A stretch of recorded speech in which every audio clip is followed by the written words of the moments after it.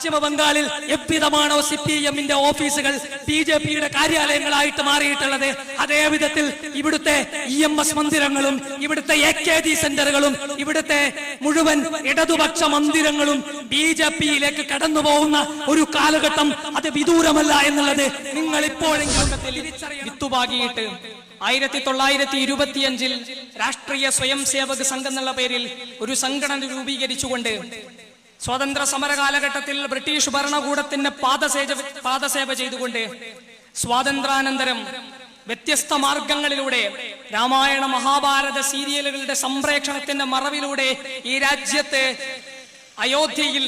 അയോധ്യയിൽ രാമക്ഷേത്രം പണിയുന്നതിന് വേണ്ടിയിട്ടുള്ള സാമൂഹിക മണ്ഡലം രൂപപ്പെടുത്തിയെടുത്തുകൊണ്ട് ഈ രാജ്യത്തുടനീളം അങ്ങേയറ്റം അക്രമങ്ങളും വംശീയമായിട്ടുള്ള പ്രസ്താവനകളും അഴിച്ചുവിട്ടിട്ടുള്ള രഥയാത്ര നടത്തിക്കൊണ്ട് 92 ഡിസംബർ 6 ബാബരി മസ്ജിദിന്റെ താഴികക്കുടം തച്ചു തകർത്തതിനു ശേഷം 2002 ഗുജറാത്തിൽ കലാപവും വംശഹത്യയും നടത്തിയിട്ട് 2014 അധികാരത്തിലേറിയതിനു ശേഷം തങ്ങളുടെ രാഷ്ട്രീയ ഗർഭപാത്രത്തിനകത്ത് ഒതുക്കി വെച്ചിരുന്ന മുഴുവൻ സംവിധാനങ്ങളും പൊതുമണ്ഡലത്തിലേക്ക് തുറന്നു വിട്ടുകൊണ്ട് ഈ രാജ്യത്ത് എല്ലാ അർത്ഥത്തിലുള്ള വിധ്വംസക പ്രവർത്തനങ്ങളും നടത്തിക്കൊണ്ടിരിക്കുന്ന സംഘപരിവാർ സൃഷ്ടിച്ചിട്ടുള്ള സാമൂഹിക അന്തരീക്ഷത്തിൽ ഹിന്ദുത്വം എന്ന് പറയുന്ന പദപ്രയോഗം നമ്മൾക്കൊരിക്കലും അപരിചിതമായ ഒരു പദപ്രയോഗമല്ല. മാർക്സിസം എന്ന് പറയുന്ന പ്രയോഗവും ഇവിടുത്തെ തെരുവുകൾക്ക് ഒരിക്കലും അപരിചിതമായ ഒരു പ്രയോഗമല്ല. എന്നാൽ ഹിന്ദുത്വ മാർക്സിസം എന്ന് പറയുന്ന പ്രയോഗം ഈ രണ്ട് ആശയധാരകളും ഈ കഴിഞ്ഞ കാലങ്ങളിൽ അത്രയും പ്രഥമ ദൃഷ്ട്യാ അകൽച്ചയിലായിരുന്ന രണ്ട് ആശയധാരകളാണ്. എന്നാൽ നമ്മൾ മനസ്സിലാക്കേണ്ടുന്നത് സന്ദേശം സിനിമയിൽ പറഞ്ഞിട്ടുള്ളതുപോലെ ഇത് പ്രഥമ ദൃഷ്ട്യാ ആയിരുന്നുവെങ്കിലും ഇവർ തമ്മിലുള്ള അന്തർധാര സജീവമായിരുന്നു എന്ന് വേണം കരുതാൻ. എന്നാൽ നമ്മൾ സമകാലിക രാഷ്ട്രീയ സംഭവ വികാസങ്ങൾ എടുത്തു പരിശോധിച്ചു നോക്കുമ്പോൾ ഇവിടുത്തെ വിജയരാഘവനും പിണറായി വിജയനും ഇടതുപക്ഷത്തിന്റെ മുഴുവൻ നേതാക്കളും ദിനംപ്രതി എഴുതിവിടുന്ന പ്രസ്താവനകൾ വായിക്കുന്ന സമയത്ത് ഇത് കേവലമായ ഒരു അന്തർധാരയല്ല എന്നും ഇത് പൊതുമധ്യത്തിലുള്ള ഒരു ധാരണയാണ് എന്നുമുള്ള ഒരു തിരിച്ചറിവിലേക്ക് നമ്മൾക്ക് എത്തണം. ആ ഒരു തിരിച്ചറിവിൽ നിന്നാണ് ഹിന്ദുത്വ മാർക്സിസം എന്ന് പറയുന്ന ഒരു പദം തന്നെ രൂപപ്പെടുത്തപ്പെടുന്നത്. നമ്മൾ ആലോചിക്കേണ്ടുന്നത് എങ്ങനെയാണ് ഇവർ തമ്മിലുള്ള അന്തർധാരകൾ സജീവമായി കൊണ്ടിരിക്കുന്നത് എന്നുള്ളതാണ്. ഏതു വിധത്തിലാണ് ഇത് രൂപപ്പെട്ടുകൊണ്ടിരിക്കുന്നത്? മലയാള ഭാഷയെ സംബന്ധിച്ചിടത്തോളം മറ്റൊരു സവിശേഷമായ പ്രതിഭാസത്തെ അഭിമുഖീകരിച്ചുകൊണ്ടിരിക്കുന്ന ഒരു ഘട്ടമാണ്. ഒറ്റപ്പെട്ട സംഭവങ്ങൾ ആവർത്തിച്ചു കഴിഞ്ഞാലും അത് വീണ്ടും ഒറ്റപ്പെട്ട സംഭവമായിട്ട് തന്നെ നിലകൊള്ളുന്ന ഒരു സവിശേഷമായ രാഷ്ട്രീയ അന്തരീക്ഷത്തിലാണ് നമ്മൾ നിലകൊണ്ടിരിക്കുന്നത്. വർഷങ്ങൾക്ക് മുമ്പ് VS അച്യുതാനന്ദൻ മലപ്പുറത്തെ കുട്ടികൾ കോപ്പിയടിച്ചിട്ടാണ് പരീക്ഷ ജയിക്കുന്നത് എന്നും കേരളത്തിൽ വിവിധ സംഘടനകൾ ലവ് ജിഹാദ് നടത്തിക്കൊണ്ട് കേരളത്തെ ഒരു മുസ്ലിം സ്റ്റേറ്റ് ആക്കി മാറ്റുന്നതിനുള്ള പരിശ്രമങ്ങൾ നടത്തുന്നുണ്ട് എന്നും VS അച്യുതാനന്ദൻ വർഷങ്ങൾക്ക് മുമ്പ് പ്രസ്താവിച്ച സമയത്ത് അതൊരൊറ്റപ്പെട്ട സംഭവമായിരുന്നു. ഗെയിൽ പൈപ്പ് ലൈൻ സമരം നടക്കുന്ന സമയത്ത് മലപ്പുറത്തിന്റെ ഉള്ളടക്കം വർഗീയമാണ് എന്ന് വിജയരാഘവൻ പറഞ്ഞ സമയത്ത് അതും ഒരൊറ്റപ്പെട്ട സംഭവമായിരുന്നു. പിന്നീട് നിയമസഭാ തെരഞ്ഞെടുപ്പിന്റെ കാലഘട്ടത്തിൽ അമീർ ഹസൻ കുഞ്ഞാലിക്കുട്ടി സഖ്യം, ഇവിടുത്തെ UDF സഖ്യത്തിന് അമീർ ഹസൻ കുഞ്ഞാലിക്കുട്ടി എന്നുള്ള പേരിൽ വ്യത്യസ്ത രാഷ്ട്രീയ കക്ഷികളിലെ മുസ്ലിം നാമധാരികളായിട്ടുള്ള ആളുകളുടെ പേര് മാത്രം എടുത്തു പറഞ്ഞുകൊണ്ട് ഇത് അമീർ ഹസൻ കുഞ്ഞാലിക്കുട്ടി സഖ്യം നയിക്കുന്ന തെരഞ്ഞെടുപ്പാണ് എന്ന് പറഞ്ഞപ്പോഴും ഇവിടുത്തെ സാംസ്കാരിക പൊതുബോധത്തിന്, ഇവിടുത്തെ ഹിന്ദുത്വ പൊതുബോധത്തിന് ഇതൊരു ഒറ്റപ്പെട്ട സംഭവമായിരുന്നു. ഏറ്റവും ഒടുക്കം വ്യത്യസ്ത ക്യാമ്പയിനുകളിലൂടെ കടന്നുപോയിട്ട് മുസ്ലിങ്ങളുടെ ദൈനംദിന ജീവിതത്തെ പോലും നിരന്തരമായി ആക്രമിച്ചുകൊണ്ട് മുസ്ലിങ്ങൾക്ക് പോലും പ്രഥമ ദൃഷ്ട്യാ യാതൊരു ബന്ധവുമില്ലാത്ത നക്സവൻ എന്ന് പറയുന്ന കേവല വ്യായാമ പരിപാടിയിൽ പോലും വർഗീയാരോപണവും തീവ്രവാദ ചാപ്പയും പുത്രകുത്തുമ്പോൾ പോലും ഇവിടുത്തെ സാംസ്കാരിക പൊതുബോധത്തിന് ഇത് ഒറ്റപ്പെട്ട സംഭവമാണ്. അഥവാ ഒറ്റപ്പെട്ട സംഭവങ്ങൾ തുടർക്കഥയായാൽ പോലും ഇവിടുത്തെ സാംസ്കാരിക പൊതുമണ്ഡലം വീണ്ടും അതിനെ ഒറ്റപ്പെട്ടത് എന്ന് വിലയിരുത്തുന്ന അങ്ങേയറ്റം പതിതമായിട്ടുള്ള ഒരു സാമൂഹിക അന്തരീക്ഷത്തിൽ കൂടിയാണ് നമ്മൾ കടന്നു പോകുന്നത്. എന്നാൽ നമ്മൾ മനസ്സിലാക്കേണ്ടത് ഇതൊരിക്കലും ഒരൊറ്റപ്പെട്ട സംഭവമല്ല. ഇത് കേവലമായിട്ട് കഴിഞ്ഞ ലോക്സഭാ തെരഞ്ഞെടുപ്പിൽ ഇടതുപക്ഷം സമ്പൂർണ്ണ പരാജയം നേരിട്ടതിന് ശേഷമുണ്ടായിട്ടുള്ള കേവലമായ ഒരു രാഷ്ട്രീയ പ്രതിഭാസവുമല്ല ഇത്. നേരത്തെ ഉദ്ഘാടന പ്രഭാഷണത്തിൽ അഡ്വക്കേറ്റ് വാഹിദ് ഇതിവിടെ സൂചിപ്പിക്കുകയുണ്ടായി. കാൻഷീറാമ പറഞ്ഞതുപോലെ ഈ ഇവിടുത്തെ ഇടതുപക്ഷ പ്രസ്ഥാനം എന്ന് പറയുന്നത്, മാർക്സിസ്റ്റ് പ്രസ്ഥാനങ്ങൾ എന്ന് പറയുന്നത് പച്ചപ്പുല്ലിൽ പതിയിരിക്കുന്ന പച്ചപ്പാമ്പുകളാണ്. അത്തരം പാമ്പുകളെ നമ്മൾ തിരിച്ചറിയേണ്ടതുണ്ട്. നമ്മളത് തിരിച്ചറിയുന്നതിന് ഒരുപാടൊന്നും പിറകോട്ട് പോവേണ്ടതില്ല. 70കളിൽ പശ്ചിമ ബംഗാളിൽ ഇടതുപക്ഷത്തിന് സംഭവിച്ചിട്ടുള്ള ഉയർച്ചയുടെയും താഴ്ചയുടെയും ചരിത്രം മാത്രം പരിശോധിച്ചാൽ ഇത് നമുക്ക് കൃത്യമായി വ്യക്തമാവുന്നതാണ്. 1977 പശ്ചിമ ബംഗാളിൽ ഇടതുപക്ഷം CPIM ആദ്യമായിട്ട് അധികാരത്തിലെത്തുന്നത്. CPIM അധികാരത്തിലെത്തിയിട്ട് ജ്യോതി ബസുവിനെ മുഖ്യമന്ത്രിയുമായിട്ട് ഉയർത്തിക്കാണിക്കുകയുണ്ടായി. ജ്യോതി ബസുവിന്റെ നേതൃത്വത്തിൽ ബംഗാളിൽ സ്ഥാപിതമായിട്ടുള്ള ആ ഗവൺമെന്റ് അന്നു മുതൽക്ക് തന്നെ ഹിന്ദുത്വ രാഷ്ട്രീയത്തിന്റെ പ്രകടമായ 2 ശീലങ്ങൾ പ്രകടിപ്പിച്ചു തുടങ്ങിയിട്ടുണ്ടായിരുന്നു. ഹിന്ദുത്വ രാഷ്ട്രീയത്തിന്റെ പ്രകടമായിട്ട് 2 ചിഹ്നങ്ങളാണുള്ളത്. ഒന്നാമത്തേത്, ഹിന്ദുത്വ രാഷ്ട്രീയം ജാതിയിൽ അധിഷ്ഠിതമായ ഒരു രാഷ്ട്രീയത്തെയാണ് മുന്നോട്ട് വെക്കുന്നത്. ജാതി വ്യവസ്ഥയിൽ അധിഷ്ഠിതമായിട്ടുള്ള ഒരു സാമൂഹിക ക്രമത്തെയാണ് ഹിന്ദുത്വ രാഷ്ട്രീയം മുന്നോട്ട് വെക്കുന്നത്.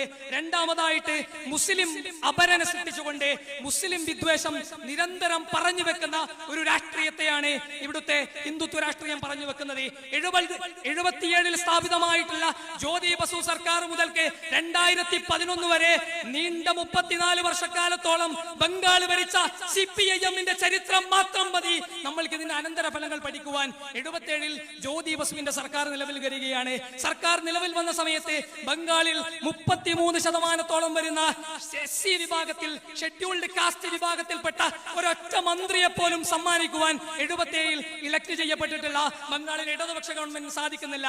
77 ഗവൺമെന്റിന് സാധിക്കാത്തതിൽ പ്രതിഷേധിച്ചുകൊണ്ട് ബംഗാളിലെ വ്യത്യസ്ത നാമശൂദ്ര വിഭാഗങ്ങൾ, വ്യത്യസ്ത കീഴാള ജാതിയിൽപ്പെട്ട സംഘടനകൾ അതിനെതിരെ പ്രതിഷേധിച്ചപ്പോൾ തൊട്ടടുത്ത വർഷം 78 ജ്യോതി ബസുവിന്റെ അരികിലേക്ക് പാർട്ടി സെക്രട്ടറി ജ്യോതി ബസുവിനെ വിളിപ്പിക്കുന്നുണ്ട്.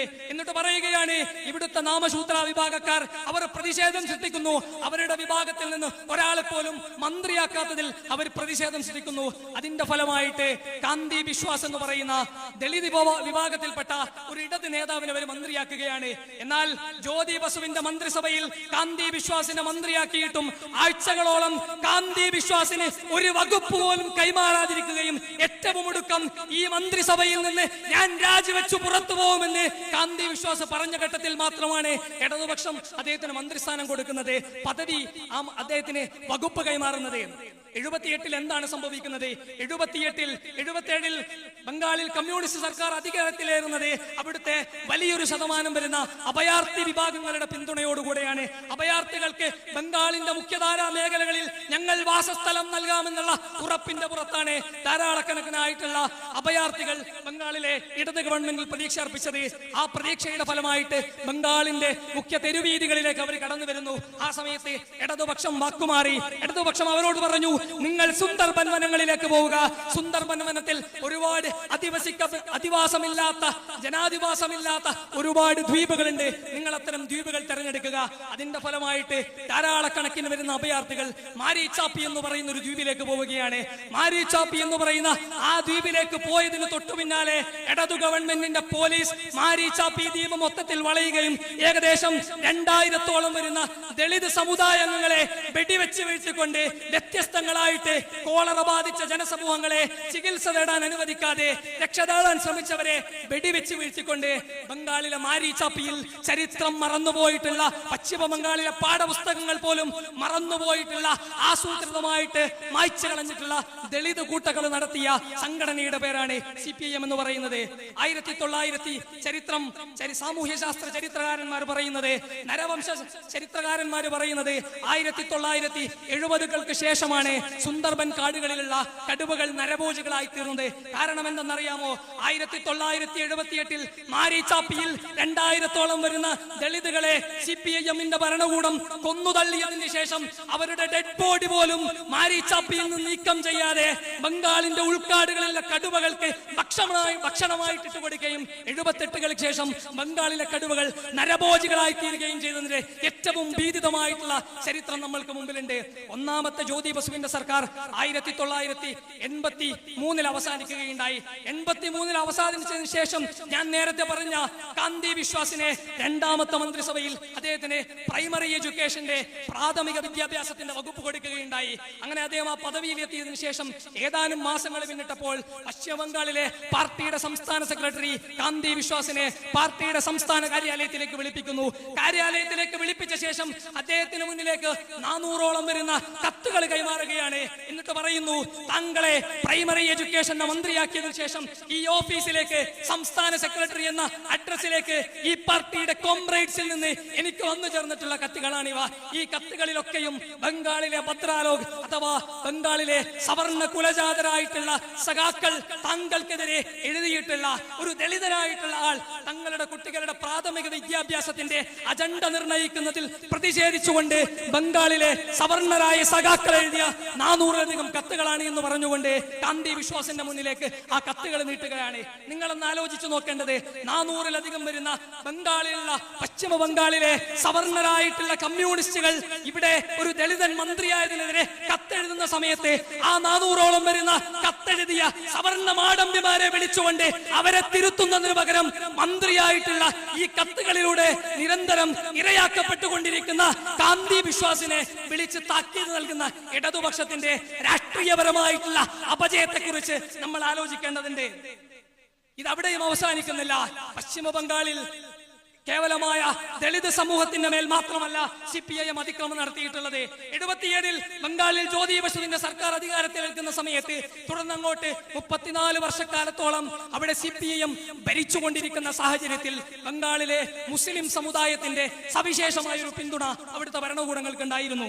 എന്നാൽ പിന്നീട് അങ്ങോട്ട് സംഭവിക്കുന്നത്, നിങ്ങൾ സച്ചാർ കമ്മിറ്റി റിപ്പോർട്ട് എടുത്ത് പരിശോധിച്ചു നോക്കിയാൽ പശ്ചിമ ബംഗാളിലുള്ള മുസ്ലിം സമുദായത്തിന്റെ പിന്നാക്കാവസ്ഥയെ കുറിച്ച് വളരെ ദീർഘമായിട്ടുള്ള പേജുകൾ നിങ്ങൾക്ക് അവിടെ കാണാൻ സാധിക്കും. പശ്ചിമ ബംഗാളിനകത്തെ അവിടുത്തെ ഇടതു ഭരണകൂടങ്ങൾ മറ്റു സമുദായങ്ങളെ പരിഗണിക്കുന്നത് പോലെ അവിടുത്തെ മുസ്ലിം സമുദായത്തെ പരിഗണിക്കുന്നില്ല എന്ന് സർക്കാർ നിയോഗിച്ചിട്ടുള്ള സച്ചാർ കമ്മിറ്റി തന്നെ റിപ്പോർട്ട് സമർപ്പിച്ചിട്ടുണ്ട്.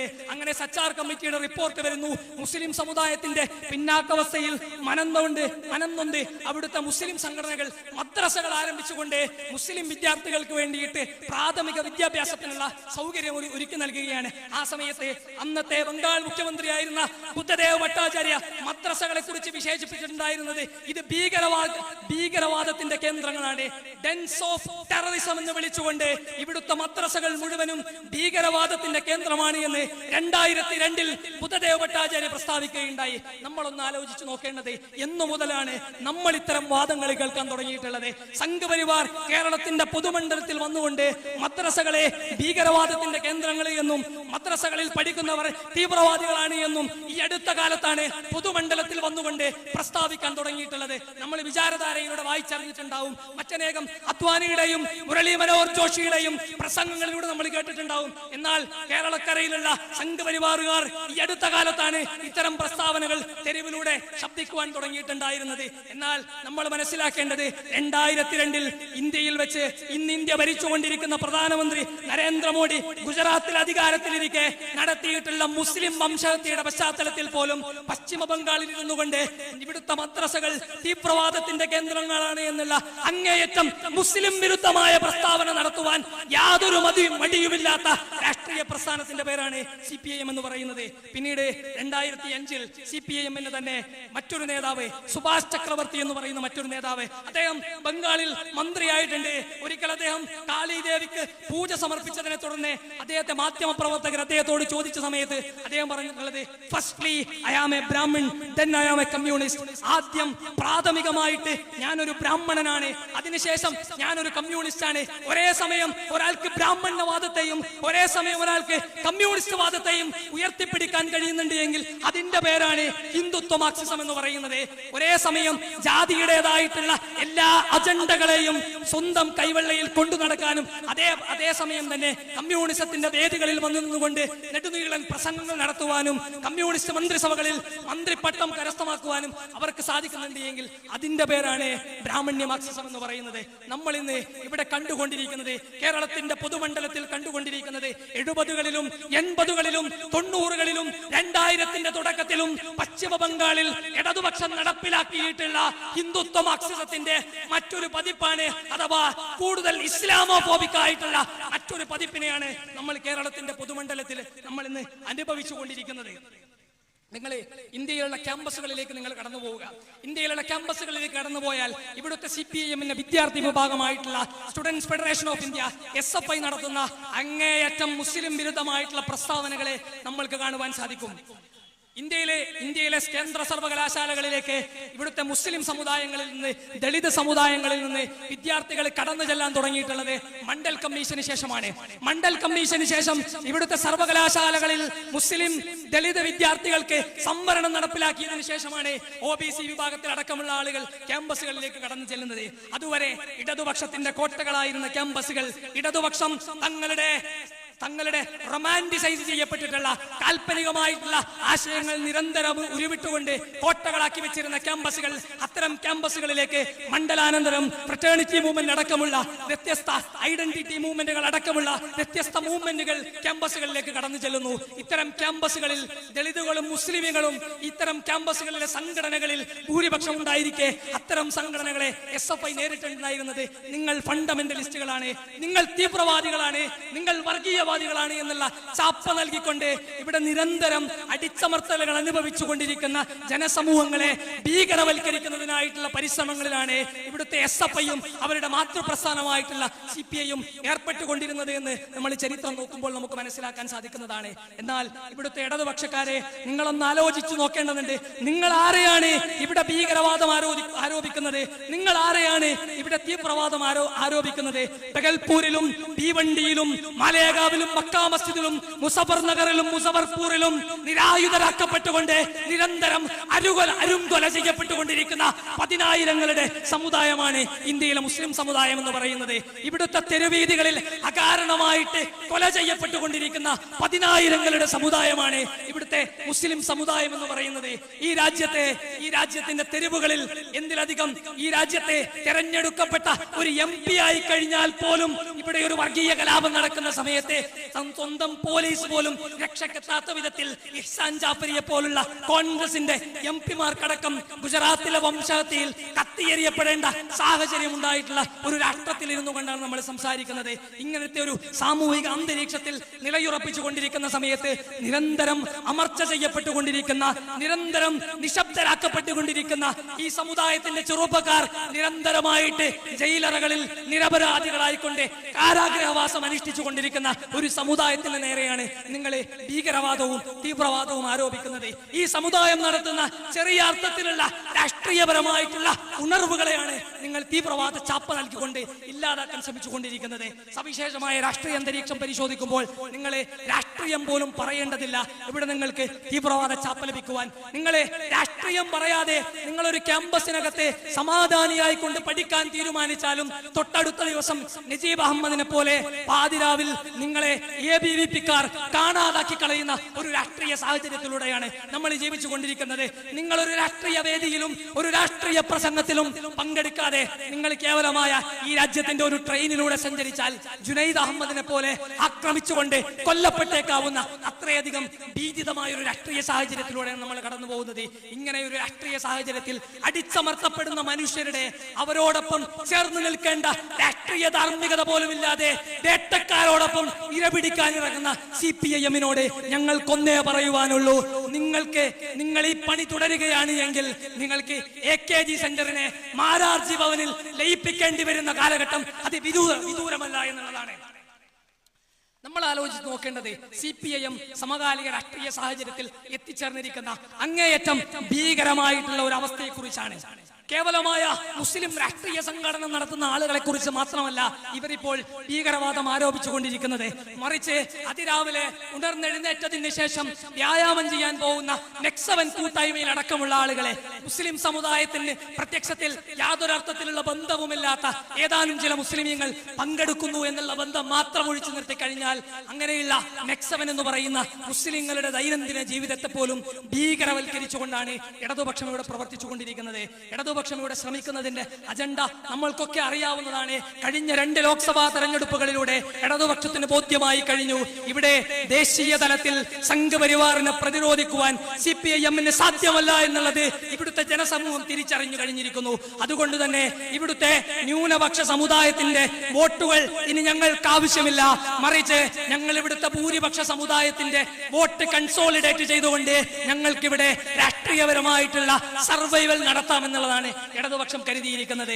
നിങ്ങളുടെ കേവലമായ ബുദ്ധിയിൽ അത് മാത്രമേ തെളിഞ്ഞു വരുന്നുണ്ടാവുകയുള്ളൂ. എന്നാൽ ഇവിടുത്തെ പ്രിയപ്പെട്ട ഇടതുപക്ഷക്കാരെ ഞങ്ങളെ ഓർമ്മിപ്പിക്കുവാൻ ആഗ്രഹിക്കുകയാണ്, നിങ്ങളെ കേവലമായ ഇലക്ട്രൽ വിജയം മാത്രം ലക്ഷ്യം വെച്ചുകൊണ്ട് നിങ്ങളിവിടെ ഈ ഒരു ഭീകരമായിട്ടുള്ള ഈ ഒരു പ്രവർത്തനം ഇവിടെ നടത്തിക്കൊണ്ടിരിക്കുന്ന സാഹചര്യത്തിൽ നിങ്ങൾ ആലോചിക്കേണ്ടത്, നിങ്ങൾ ഇപ്പോൾ എടുത്തുകൊണ്ടിരിക്കുന്ന ഈ പണിയുടെ ആത്യന്തികമായിട്ടുള്ള പ്രായോജകർ എന്ന് പറയുന്നത് അത് RSS അല്ലാതെ മറ്റാരുമല്ല.